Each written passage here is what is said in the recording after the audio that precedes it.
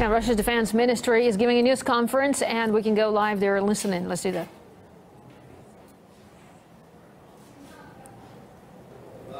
Unfortunately, we don't have the picture for now, but we'll try to reconnect with them later, so do stay with us for that if you can.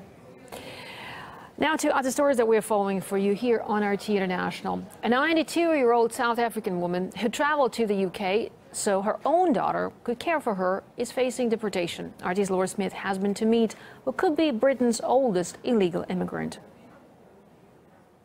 This is just an ordinary residential estate just outside the town of Bournemouth on England's south coast. You wouldn't expect there was anything criminal or even untoward going on here. But actually, behind this door up here lives Britain's most unlikely illegal immigrant.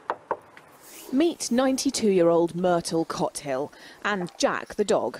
A South African in poor health, frail and partially blind, she came to the UK so that her daughter, a British citizen, could look after her in her old age. Little did they know that 2 years on, the Home Office would be threatening to deport Myrtle. Thank you, darling. I don't want to go back to South Africa, and I've got nowhere to go because I sold up everything. It's the result of a misunderstanding, insists Myrtle's daughter Mary. She thought her mother could come to Britain on a tourist visa and then sort out her immigration status when she got here. By the time she realised she should have applied from South Africa, Mary maintains her mother was too frail to travel back.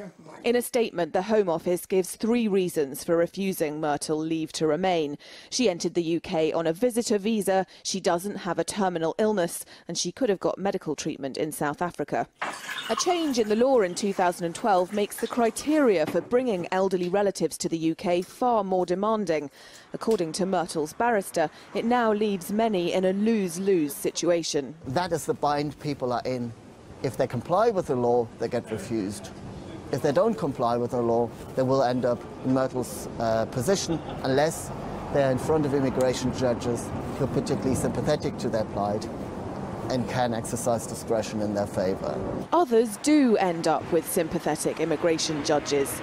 Take the family of one of the UK's most notorious hate preachers. Hani al-Sibai is suspected of radicalising Jihadi John. His wife and children have just won the right to British citizenship. It'll make it much more difficult to deport al-Sibai himself, something the authorities have been trying and failing to do on human rights grounds since 1999. Mary and her mother hope public support will result in Theresa May allowing Myrtle to stay.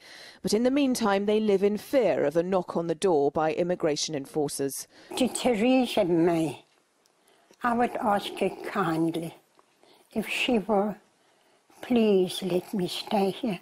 And I apologise for not working in the correct directions.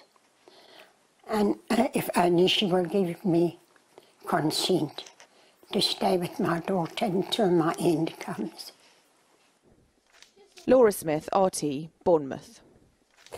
Up next, I've Tansey with the latest episode of Going on the Ground. To stay with us.